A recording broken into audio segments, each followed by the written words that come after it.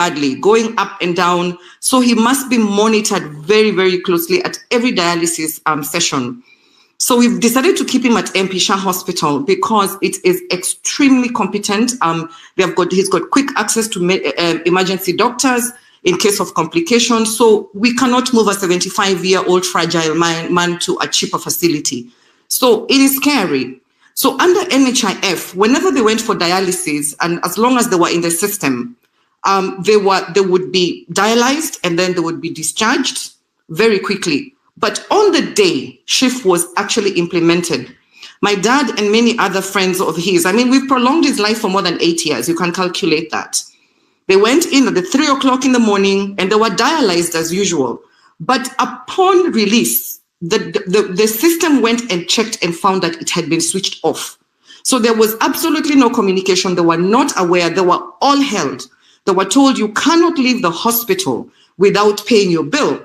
So with my dad's situation, he had to pay 11,500. This is a man who's 75 years old without a source of income. But they've been told going forward, anyone else coming to this facility to seek treatment, they must pay upfront. Now, let's just do a quick calculation. If he's going to be having 3 sessions of dialysis a week, at the worst, we're going to be paying a bill of 138,000 shillings a month. How many Kenyans can afford that? So some of us can scramble this money together, and it's going to prove to be very difficult. But majority of the Kenyans cannot. And despite my big black tax, responsibilities at home beyond and beyond, this is just an amount I just could not have budgeted for. Now, if a kidney failure patient misses dialysis, even once or twice, harmful substances actually go into the brain and it causes a condition called uremia. So it becomes so overwhelmed with toxins, and I've seen it happen before with him. You lose consciousness, go into a coma, you can get a cardiac arrest, and you'll die. Now, here is the issue. Depending on the state of your kidneys and your average state of health, you will die within a couple of days or a week or so. So let us do a few calculations. According to the Kenya Renal Association, we've got about 12,000 people in Kenya who've got end-stage kidney disease. And the statistics are not as accurate, but assuming that we've got 8,000 patients undergoing dialysis, scores of people will die. And it is preventable. Over the next few days, we are facing a catastrophe. And my dad has crashed a couple of times. Several times I've watched him. And the way when we revive him and he explains what it is to die like that, it's like drowning. It's a horrible way to go. So even if you're able to sell a few cows and goats and land, that money will eventually run out and the patient will still die. Now, in some WhatsApp groups that have got renal patients, we've seen people even declaring that they're going to commit suicide because they can't go and sell all this and then still die because they're going to leave their families destitute. Now, I hope Moses Kuria or his goons and people are listening to me today. That gangster is shamelessly prostituting himself across numerous media channels, trying to defend this colossal disaster. Listen to this. He is obsessed about capturing data of Kenyans, and he is blinded to the human cost of this careless rollout. He has even the audacity to claim that SHIF is not about health, that the health is a byproduct of this data collection thing. I mean, he says we should not be blinded by the hiccups. We should be driven by the opportunity. This is not a hiccup. Hiccups are minor inconveniences. This is a catastrophe that we are facing. Kuria even has the goal to say that NHIF is still in place till November. That is a lie. Because the service providers have all told us, we've called a few and they've stated that they simply switched it off. There is no coexistence between NHIF and SHIF. That is nonsense. It is a white lie and it is a disastrous PR stint. And we've called NHIF several times, and even the employees there don't know what's happening. And then his flippant story of nobody should be turned around. I mean, I think Amerix will run a clinic. Is there any hospital that can run and provide services in the hope of a miracle that they're going to be paid? These things cost money. So obviously, they're not giving these services because they cannot be guaranteed of payment either by the patient or by the insurance provider. And then he talks about the portability of contributions. I mean, he has talked so much nonsense, but the worst bit for me is when he says that he is over the moon about how the SHIF is rolling out, What kind of standards are we accepting as Kenyans? Is it excellent when people are denied access to healthcare and they're left to die? This man is out there bragging, saying that he's setting up a system that has never been tested anywhere in the world. He is selling an untested, dangerous experiment without a pilot. And if anybody knows what a pilot is, it's putting together a system that is in a controlled environment to test its feasibility, identify the challenges, test solutions, and to reduce risk, amongst others. They just went off with this big thing and they never even tested it.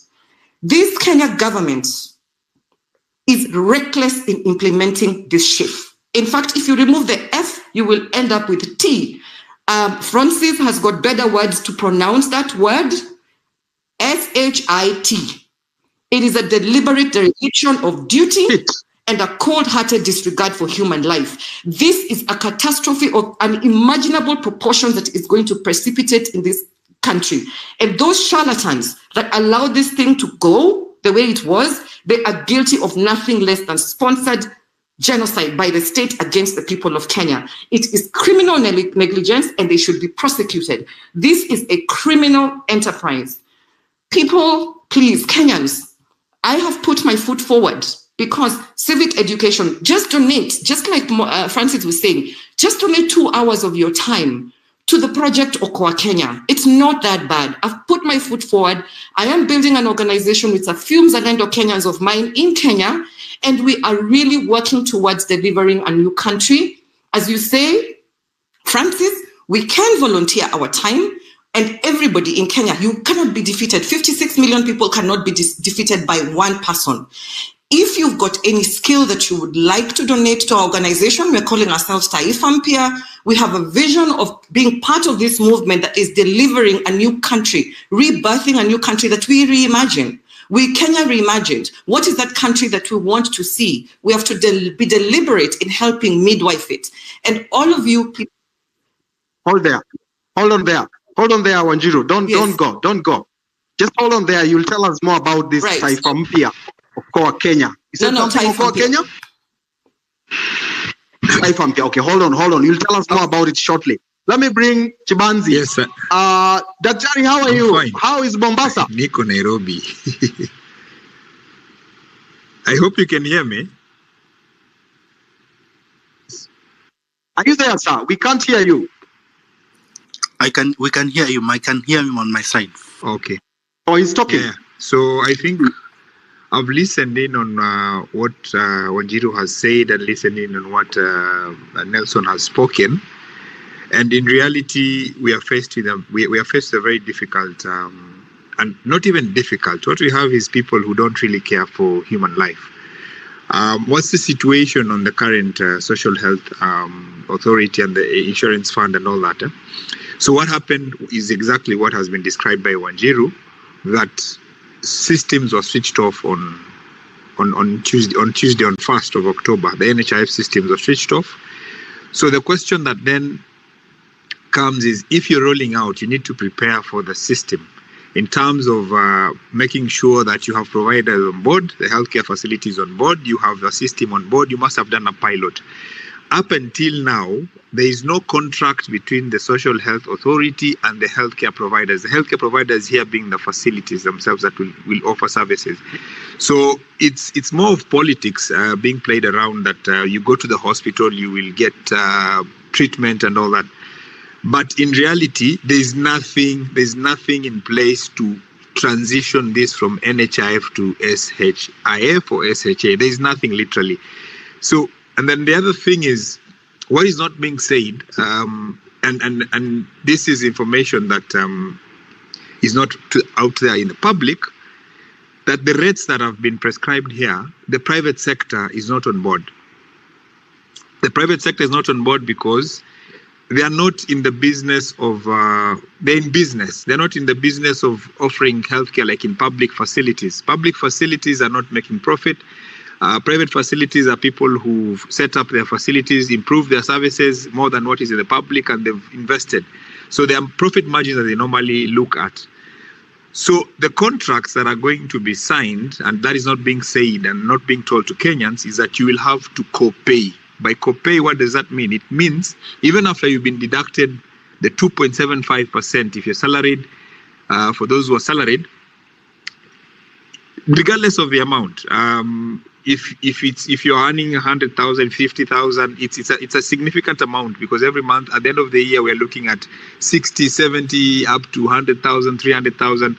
You will still have, when you go to a facility, and this is the other lie, that when you go to a facility that is public, you have the choice, public or private. So if you go to a public, there's no extra costs. That's what is being said. But in the private sector, you'll basically have to pay up. So after the deductions, you still have to pay for service. And the paying for service is only two options. Either you procure private insurance cover for you and your family. And in reality, this is also not very cheap. I mean, how many Kenyans can today afford private insurance? It's very minimal Kenyans. And the other thing is, if you can't afford the private health insurance, you must look for money to pay for the service. So there's an argument from the government side that it's happening anyway. But you see, the amounts that people have been deducted from their salaries have allowed them to be able to pay for people somehow. They're keen, I mean, their relatives, and that's where people talk about black tax and all that. So essentially, it's a lie that you can choose any facility. The other angle that I think, if you watched what was happening in Parliament last week when the Ministry of Health went to present their case, and when they were even asked about the 104 billion Kenya shillings for the privately sourced tender to build that technology system, one thing that came out is that an upgrade of the NHIF system would have cost maybe 700 million. Of course, 700 million looks quite a lot. It's actually a lot. And then the other thing is that even with that, the amount of monies that have been allocated to offer and pay for service, which is what they're saying, there are 3 funds, you will get paid for chronic diseases like what Wanjiru was talking about in terms of diabetes, dialysis and all that. They have underfunded. They have not allocated. The Ministry of Health in May, June went to Parliament and requested for monies that were slashed by 95% almost, to very minimal amounts that will not cover everyone in this country in terms of that. So they are banking on the social health insurance fund, in which we'll be contributing to offer service to people. Now, when it comes to the informal sector, which is the biggest proportion of Kenyans, the system that they're talking about, this means testing. It's not even working. They have no way of telling who will work. In fact, at some point, you heard in Parliament them saying that it will be like Hustler Fund. And we all know the story of Hustler Fund. I don't need to go into the details of that. So essentially what you're seeing is that because salaried people are out there, it's easier to tax their monies from the employer. We just go ahead with that. The figures that are being proposed are not realistic. I mean, you've taxed people for housing levy to pay for houses that we will not even benefit from. Then secondly, now you're bringing in this health tax that is only being paid by a proportion of people. So I watched this video of this old man who was crying. I think most of you have seen it. Who was talking about how he has no money, he has kidney failure, he's feeling sick, and it's completely heartbreaking. These people have no empathy. And you look at what is being propagated, and I listened to what Nelson was saying, and it's not any further from the truth, in the sense that there's state capture to some extent. There's state capture actually, because how would you allocate more money for procuring a system and less money to offer services to people? It does not make sense unless people are going to benefit from this money that you're allocating at very high proportions. And that is where, unfortunately, if we do not talk, especially us in the health sector who've worked in this sector for years, we are going to see Kenyans suffer. This narrative that you will no longer have to pay harambes for your people, you will get free service, it's a lie. Because at the end of the day, you will still have to pay for yourself. and pay for your families and pay for your relatives and pay for everyone who in your circle, because we are all supporting someone somewhere. That's the reality. So you're reducing the amount of money we are earning, all of us, whether we're in the formal or informal sector, and then you're squeezing us further by saying we have to co-pay. So where is this money going to come from? So you have a government that is making decisions that are utopic. They're out of touch with reality.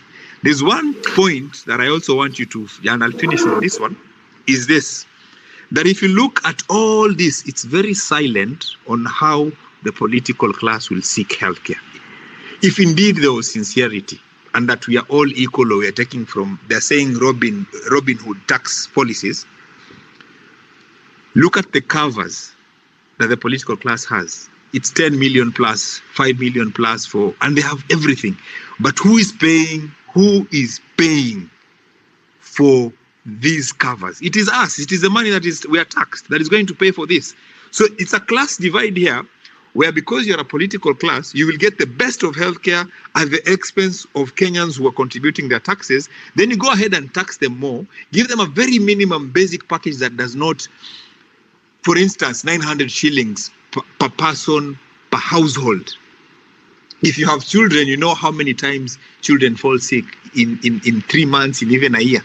So if you go to the facility, you're told, and that is what's going to happen, that you will be billed, this is the amount. There was a doctor's consultation, there was tests that were done, and then now we have to give you medicine, so the bill comes to 3,000 or 2,000.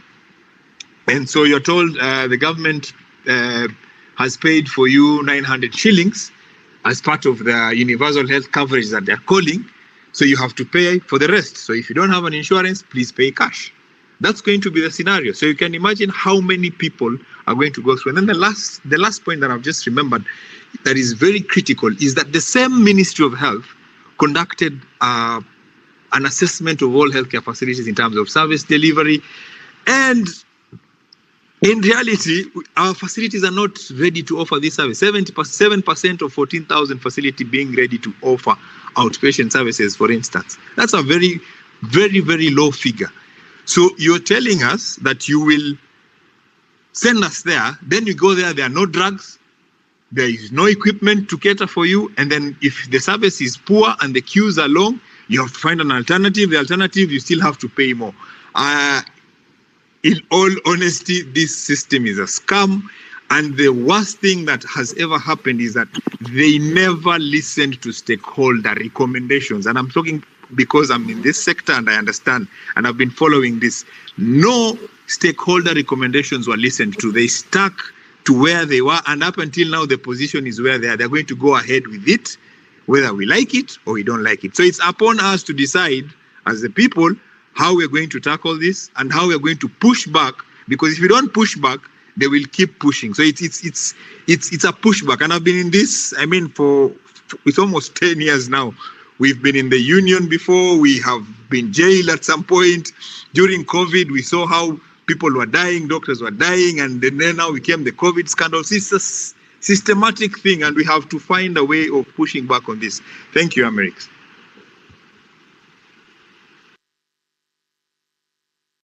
All right. Most of you don't know Daktari here. Daktari was among the union leaders who were jailed. Was that committee? I was in Athi River, but we went to committee at some point. Yeah, so there's something you said when we were chatting. You told me that 20% of Kenyans are going to carry the burden of 80% of Kenya. Maybe you can summarize that? Yeah, so this is how I'm going to explain it. If you look at the formal sector, which means those people who are earning salaries, every month they're paid a salary and they're employed, the percentage is that minimal percent. Our statistics are almost 20%. And then the bigger proportion of Kenyans are in the informal sector. Either you work in the Juakali sector or you have a business that you are running, and so you're self-employed. And that is where the problem is. And by that I meant that for us, those of us who are working in the formal sector who have salaries, it is very easy for them to say this is which is what the law says that they have formed. This is a statutory deduction. So it will be deducted from your salary whether you like it or not. And I've been seeing over the weekend a few letters going around from employers in the public sector that go to, because for one thing they did is migrated all formal sector employees from NHIF into SHN. Then they sent messages. I think there were messages going around last week telling people to go and fill in their profiles. And that is also not working, by the way, on the back end, because the systems are not ready for this. So that means it gives them an assurance of this money that you're going to start with for the Social Health Authority and Social Health Insurance Fund, if you listen to them. Now, the informal sector is where now they are saying we're going to do means testing. They'll come to your house, look at your TV, look at what you own, and then fill in some few questions. And then now from there, they'll determine how much you'll be paid.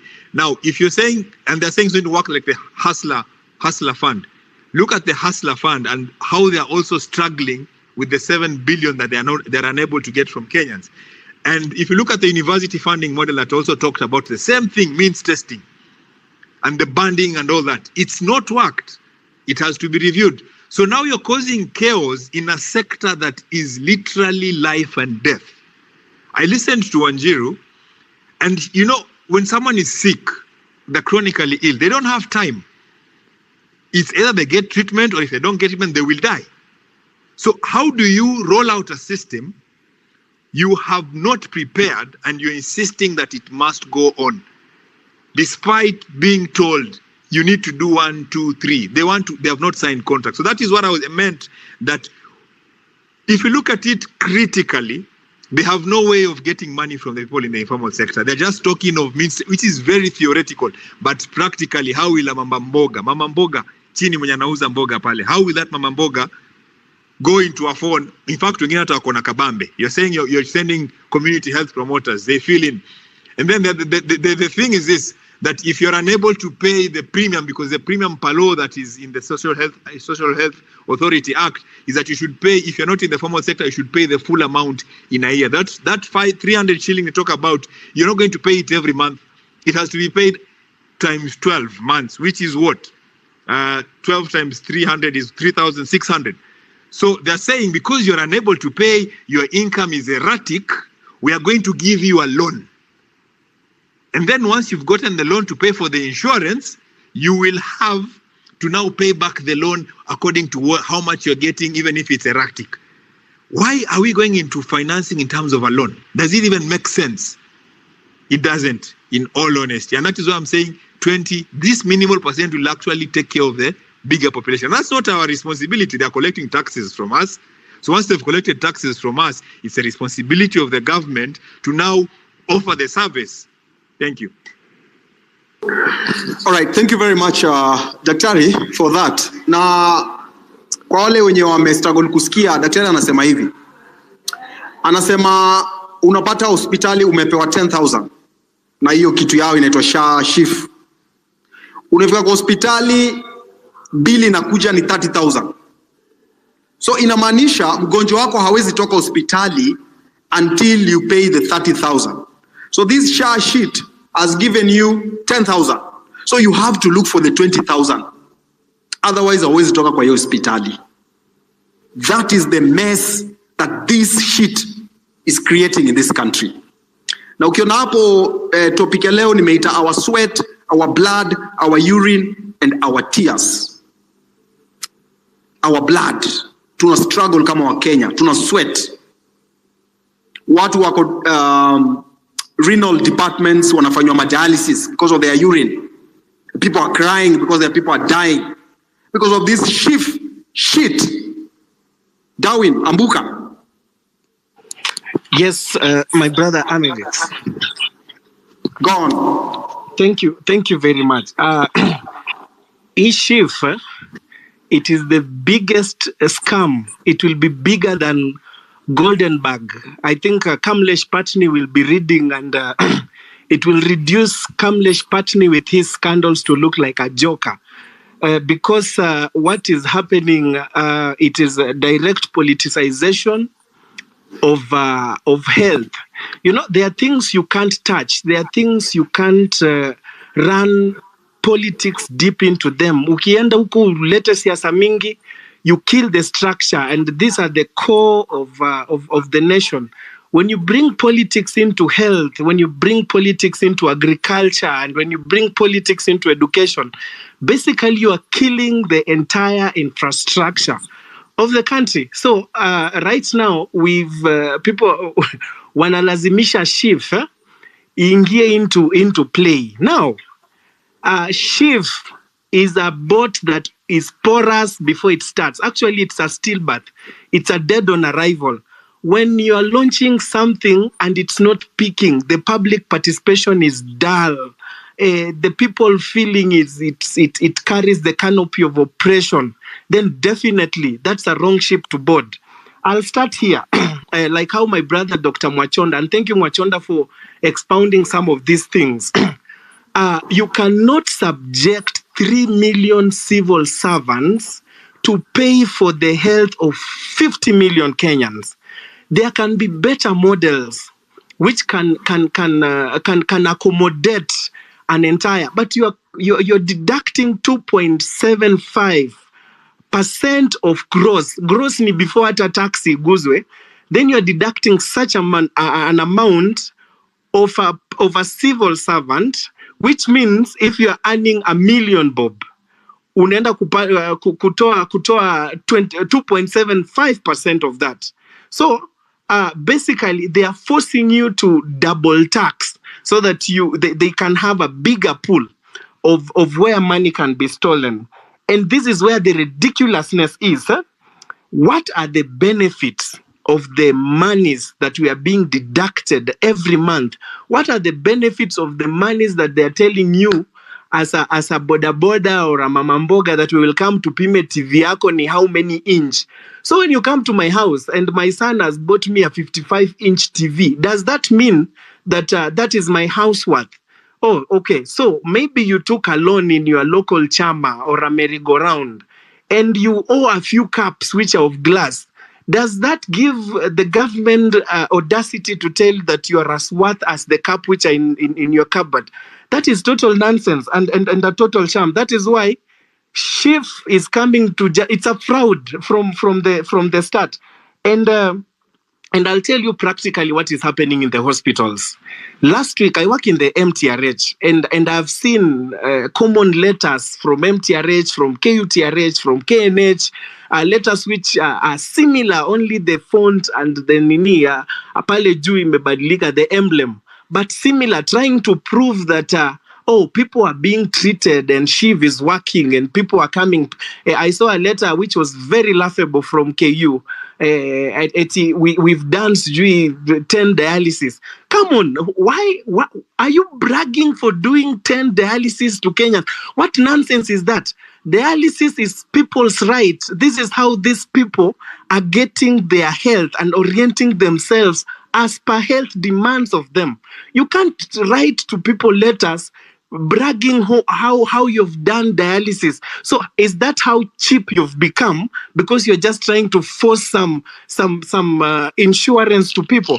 On Wednesday last week, I was supposed to make a theatre list in Spain to be operated on Thursday.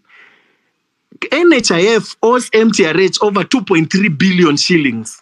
Now, there is a rollover. Watu wanafaa ingie SHIF. Aya, kuna mtu mwenye amepata pre-authorization ya NHIF who we were supposed to operate on Thursday. Then when they are coming, we are struggling to have them on the theatre list, and we are told, we even have struggles with NHIF. They have not even cleared us. So they'd rather come when SHIF has stabilized. The fact is SHIF will never stabilize. It will not stabilize soon. And I pray that it collapses so that we get a better orientation. Why should SHIF fall? It should fall because the services which have been given by SHIF are totally bizarre. They are a joke. Unaweza ambiaje mtu eti your dental cover for a year is 935 bob. Kwani yoni ya kununua toothpaste na brush ndio usugue meno? You know, it's just joke kabisa. How can you tell someone that your optical cover is 2,000 shillings? 2,000 shillings ya kufanya nini? Ya kununua kioo tujiangalilie. So everything in this SHIF is just created from mediocrity. And I'm sorry, I know there are people who are surrounding the president and the Ministry of Health. When I heard the CS answering and explaining herself about SHIF, it was just a joke. You listen to her, she's very clueless. People have to stand up and try to salvage her, like totally rudderless. She does not know what she's defending. She says, oh, Safaricom imekuja, Safaricom is part of the government parastatal, like total shame. And some of these people in government should do their researches very well before they come to media and they tell us about stuff, because we are the basic service provider. When a patient who's receiving dialysis misses dialysis, I'll not see that patient in the next 3 sessions. They'll be dead. You see, when a person who has come, last week I saw people who came for chemo in Chandaria being told to come back again. How much chance do you have for a patient who's receiving chemo mwenye tunatuma nyumbani angoje SHIF is stabilized? So there is another report we may never see, which will be happening in the depths of our village. People are going to die. Why? They are going to die because they can't get access to cover. And there's something that the government is really bragging about. It's bragging about the people who have gotten into SHIF. There is too much panic in around, which is cutting across. Many people relied on NHIF to receive their dialysis, to receive their chemotherapy, their antihypertensive. Many people have diabetes, and all these things were being run by an insurance company. So one morning, when government is saying we have closed door for NHIF, what happens next? Of course, people will go in a panic. Everybody will be running around to try and register so that they can still pick their drugs. Sadly, the government is looking at that, seeing like, oh, our people are very motivated to join this SHIF. No, people are not motivated. SHIF is not right for anybody. We have seen, we are the first primary people on the ground, and I can tell our Kenyan citizens that SHIF does not work. One of the better things to show you that something is good is the simplicity of it. You don't need 1,000 paragraphs to explain how something is good. You just need to say, this thing is about your healthcare. Now, look at this. We're having 104 billion shillings, which is being set on just database. Are we even understanding what that is? Like, we have 3 arms. We have a primary healthcare fund, emergency and chronic illness fund, and then the social health insurance fund. The primary healthcare fund and emergency and chronic illness funds are funded by the exchequer. Now, the 2.75% and the monies they are saying they are coming to interview our caps and radios and TVs are going to fund the social health insurance fund. Now, from this money, you're telling us that they are not even, you're not going to assign monies to this healthcare provision. You're going to assign most of those monies to create database. Hii database inaenda kusaidia nani?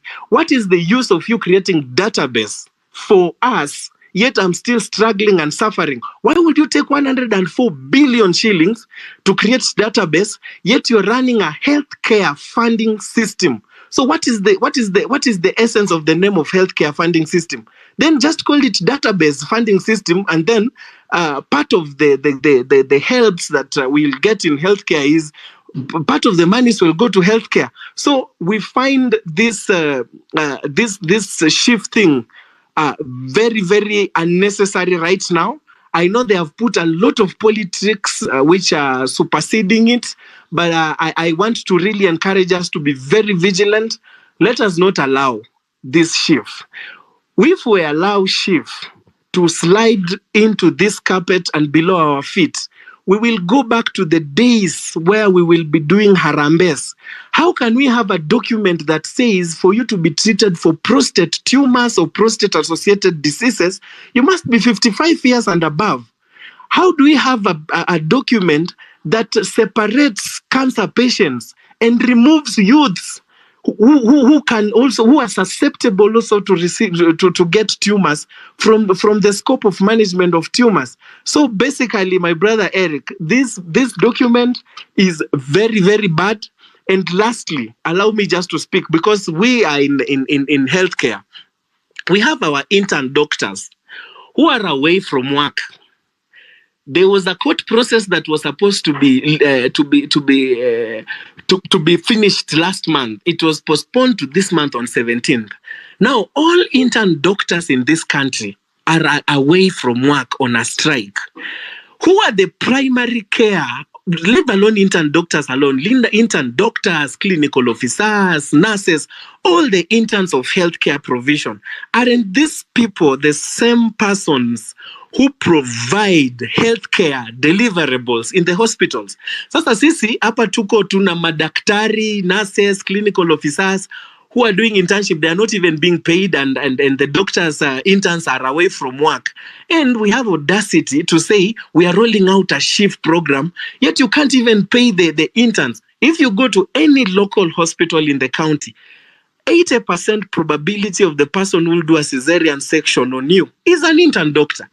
90% probability of a person you will see treating you in casualty is an intern doctor. Intern doctors run 95% of health workmanship in this country. Right now, they are away from work. Serikali haitaki kuaddress your mambo. It's forcing SHIF on people. Why are you jumping? So what is the interest? We know we have a businessman president where pali pesa iko hapo ndio anaweka. Wakati airport inaweza mpatia a few coins, analeta Adani hapo. Sai Murkomen anataka kuuza viwanja za mpira kwa maana itampatia kitu.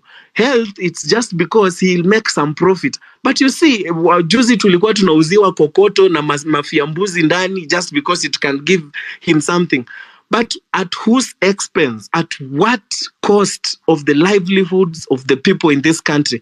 I think we just need to refresh ourselves, appear in the streets, refuse this SHIF and everything that is being brewed from a corrupt system. Thank you very much.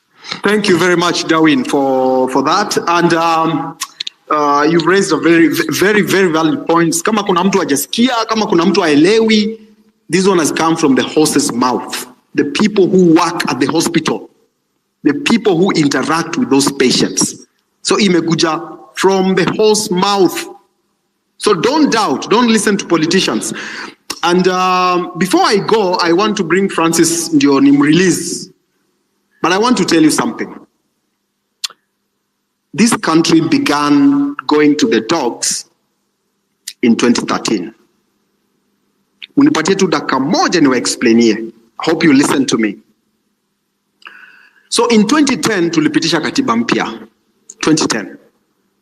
Na katiba yetu ilitangazwa kuwa one of the best constitutions in the world. Because iko na chapter, I think it's chapter 12, yenye inaongea juu ya public finance management. So inamaanisha kama wewe ni public servant na umechukua pesa, you have to account for that money. So tuliandika a chapter ya constitution vile pesa taxes za Wakenya zinakuwa used. So in 2012, wabunge wakapitisha something called the Public Finance Management Act. Hiyo Public Finance Management Act, kuna kitu iliandika hapo ikasema pesa yote ya Wakenya inaingia kwa kitu inaitwa Consolidated Fund. Na ika explain vile hiyo pesa inatolewa hapo, vile controller of budget ana authorize hiyo pesa vile itatumika. And then ikishatumika, Auditor General anarudi kuangalia vile hiyo pesa imetumika from the Consolidated Fund. Sasa these two twins, Mandugu Digital, wakaingia kwa power 2013. So wakati waliingia kwa power wakapata system zinafanya kazi. So wakajiuliza tutamake aje pesa. Kitu ya kwanza walifanya, they sent Kimani Ichung'wah to parliament. Kimani Ichung'wah was the chairman of the budget committee 2013. So 2014 waka amend that Public Finance Management Act. Inaitwa Public Finance Management Act 2014. Imekuwa amended because several after that. But but I'm on the 2014 one. Sasa hawa jamaa wakaongeza another clause chini ya consolidated fund ya kwamba the government can come up with a secret consolidated fund. So Uhuru na Ruto, ile pesa walikuwa na collect uko nje, madeni, manini, ma Eurobond, ilikuwa inaingia kwa hiyo private consolidated fund. Na mimi as a Kenyan sijui who is the signatory behind that fund ama that consolidated fund. So now this is what they used to do. Nataka munisikie vizuri. So juu pesa imeingia kwa hiyo consolidated fund ya kisiri na hawataki kushikwa, they added another clause ya kusema pesa inaweza toka hapo na ilipe supplier wa direct. You get it? Imeshika mpaka hapo. So this private consolidated fund wanaweza ingia hapo bila ruhusa, watoe pesa, walipe direct to the supplier without involving the parliament. So now this is what these guys used to do. Wakitaka kutoa pesa hapo ndani, wanaenda wana identify project. Wanasema hii barabara ni 7 billion. So what they do, they look for a contractor. Wanaambia contractor, leta your BQs and everything. So contractor analeta. So contractor kisha peana hizo vitu, wanafuata tu sheria vizuri vile inatakikana, and then wanaenda wanatoa pesa. Wakitoa pesa wanaeka kwa account ya contractor. So contractor anaenda site, media inaitwa, Wakenya wanaitwa, red carpet inawekwa hapo, plaque inawekwa hapo, this road is being commissioned by the president, blah blah blah blah blah blah. And then after that, 2 days later, they call the contractor. They tell the contractor, boss, wewe baki na 10%, turudishe hiyo pesa ingine. So contractor yeye anakaa kwa site 1 or 2 months, anachukula 10% yake, the 90% inaingia kwa mifuko za hawa jamaa. That's why unaona projects mingi zimekwama. That's why unaona watu kama Morara walikuwa wanaenda kwa different projects wakisema hii ilikwama lakini pesa ilikuwa allocated. Hii ilikwama lakini pesa ilikuwa allocated. Let me tell you something, Kenyans. Hakuna vile project inaweza kuwa commissioned na haijakuwa allocated pesa. There is nothing like pesa ya hiyo project iliisha. Pesa huwa inatolewa, inaallocatiwa, and then people pocket the money. That's how money has been withdrawn from this private consolidated fund. Na kama wabunge wetu wangekuwa watu wazuri, they would have raised a red flag on that private consolidated fund. Yenye pesa ya deni inaingia ndani, and then people withdraw that money in the pretext of funding or paying suppliers when you wametengeneza barabara, wametengeneza dam. And that's why you'll see someone like Ruto ako kwa hii project leo, after 2 years ako kwa the same project, after 3 years ako kwa the same project, because these are called cash cows. Francis, mambo ya SHIF, and then I release you Wende. Me, you know, I wanted to speak about SHIF, but me nikisikia the name Uhuru Kenyatta, I just start shaking. I'm shivering. I'm on the edge because I'm thinking we've cut this guy so much slack.